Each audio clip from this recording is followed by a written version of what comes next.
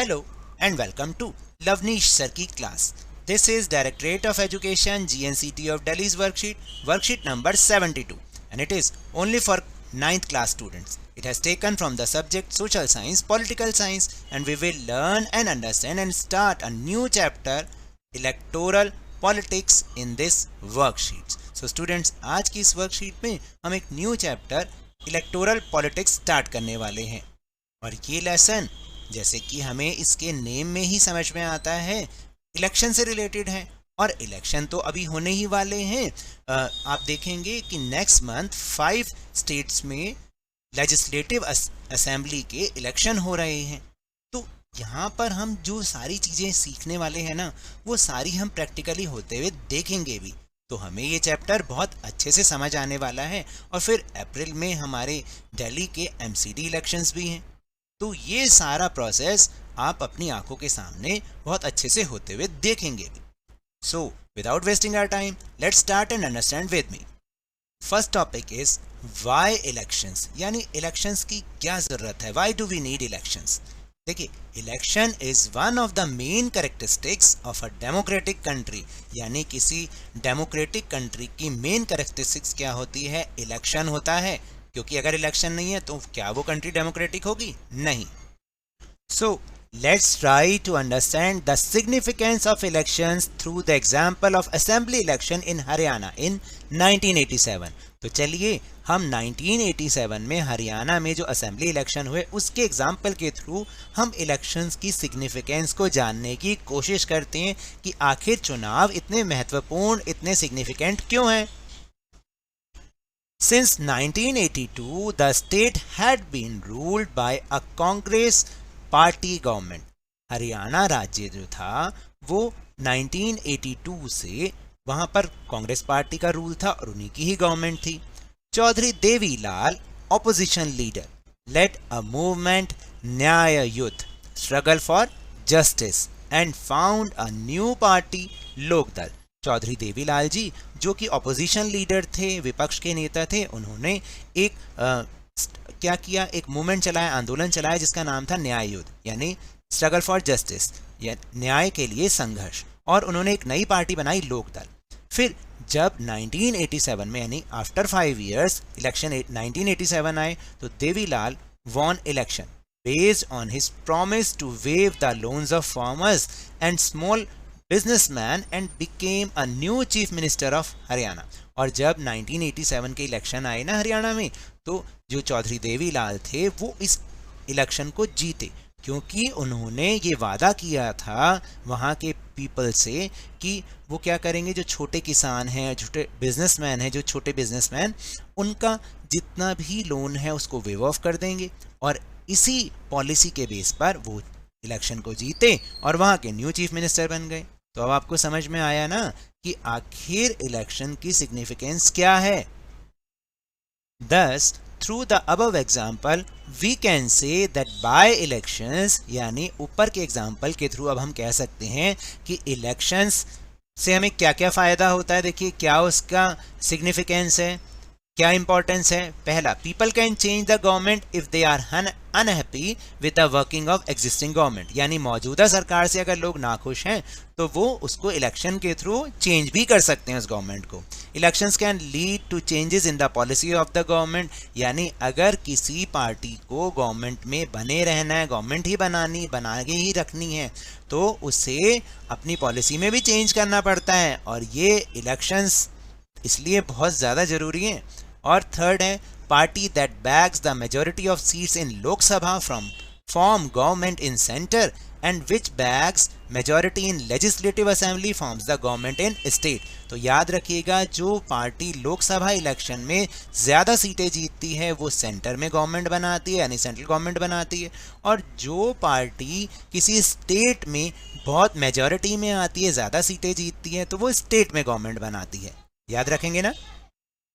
Thus, we need elections as in an election the voters make many choices। और इसलिए अब आपको पता चला कि why do we need elections, हमें इलेक्शंस की ज़रूरत क्यों है, क्योंकि इससे वोटर्स को बहुत सारी चॉइसेस मिल जाती हैं। क्या choices? They can choose who will make laws for them। वो ये चुन सकते हैं कि उनके लिए कानून कौन बनाएगा। They can choose who will form government and take major decisions, और वो ये भी चुन सकते हैं कि कौन सी पार्टी सरकार बनाएगी और कौन बड़े बड़े फैसले लेगी। दे can choose the party whose policies will guide the government and law making, और वो ये भी चुन सकते हैं कि कौन सी पार्टी सरकार को और लॉ बनाने में मार्गदर्शन करेगी या पॉलिसी बनाने में सरकार का मार्गदर्शन करेगी। और एक बात और बताऊं कि कोई भी इलेक्शन तभी डेमोक्रेटिक इलेक्शन कहलाता है जब उसमें कुछ कंडीशंस फुलफिल हो रही हों। तो वो कंडीशंस कौन सी हैं? Let's try to understand. Minimum conditions of a democratic election include, यानी किसी इलेक्शन को डेमोक्रेटिक बनाने वाली कंडीशंस कौन सी हैं? Everyone should have right to vote having one vote one value, यानी हर किसी को वोट देने का अधिकार हो और हर किसी के वोट की वैल्यू सेम होनी चाहिए, चाहे वो एक पुअर पीपल हो चाहे वो एक रिच पीपल हो। Elections must be held at regular interval, यानी एक रेगुलर इंटरवल के बाद इलेक्शंस होने जरूरी हैं, जैसे कि हमारे यहाँ आफ्टर एवरी 5 years होते हैं ना। फिर election should be conducted in a free and fair manner, चुनाव जो है स्वतंत्र और निष्पक्ष होने चाहिए, फ्री एंड फेयर मैनर में, मतलब किसी को कोई डरा धमका के ना वोट ले, ये फिर डेमोक्रेटिक इलेक्शन नहीं होते। And parties and candidates should be free to contest elections and should offer choices to the voters, और पार्टीज और कैंडिडेट्स इलेक्शन लड़ने के लिए क्या होने चाहिए? उनको आज़ादी होनी चाहिए, और जो वोटर्स हैं उनके पास भी चॉइस होनी चाहिए चुनने के लिए। ऐसा नहीं कि जैसे चीन में तो एक ही पार्टी होती है, कम्युनिस्ट पार्टी, उसी के ही कैंडिडेट्स खड़े होते हैं, वही जीतते हैं और वही हारते हैं, लोगों के पास कोई चॉइस ही नहीं होती है। अब आप समझे कि किसी इलेक्शन को हम डेमोक्रेटिक कब कह सकते हैं। Now will move on easy question answers.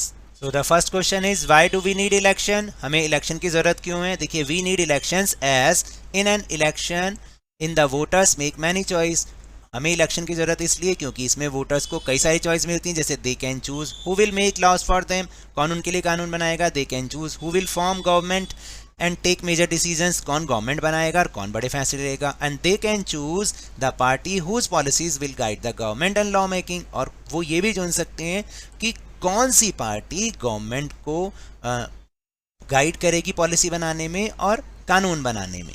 समझ में आया? Now will move on question number 2। Question number 2 is what are the conditions to make elections democratic. मैंने अभी आपको लास्ट में समझाया है कि कौन सी कंडीशन ऐसी हैं जो किसी इलेक्शन को डेमोक्रेटिक बनाती हैं। First is everyone should have right to vote having one vote one value, तो सभी को वोट देने का राइट होना चाहिए और सबके वोट की वैल्यू सेम होनी चाहिए। Elections must be held at regular interval, नियमित अंतराल पर, रेगुलर इंटरवल पर इलेक्शन होने बहुत ज़रूरी हैं, जैसे कि हमारे यहाँ पर एवरी 5 year होते हैं।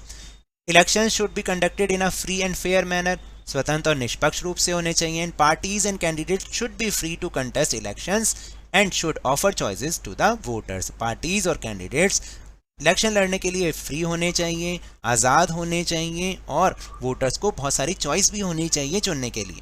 Now question number 3, if people are unhappy with the current government then what they can do, अगर लोग मौजूदा गवर्नमेंट से नाखुश हैं तो वो क्या कर सकते हैं। If people can change the government, ठीक है, if they are unhappy with the working of existing government, वो क्या कर सकते हैं? पीपल कैन, इफ नहीं आएगा यहाँ पर, आप इसको पीपल ऐसे लिखेंगे, people can change the government if they are unhappy with the working of existing government, लोग जो हैं उस गवर्नमेंट को चेंज कर सकते हैं अगर वो उससे नाखुश हैं तो। Now last question, can elections can in India B called democratic, क्या इंडिया में होने वाले इलेक्शंस को आप डेमोक्रेटिक कह सकते हैं? Answer is yes, elections in India can be called democratic because the minimum conditions to make an election democratic are fulfilled in India, Thus we can say that the elections held in India are democratic। देखिए, हाँ, इसका मतलब ये है कि हम India में होने वाले इलेक्शंस को डेमोक्रेटिक कह सकते हैं, क्योंकि डेमोक्रेटिक बनाने के लिए, इलेक्शन को डेमोक्रेटिक बनाने के लिए तो मिनिमम कंडीशंस चाहिए होती हैं, वो इंडिया में फुलफिल होती हैं, इसलिए इंडिया में होने वाले इलेक्शंस को हम डेमोक्रेटिक कह सकते हैं।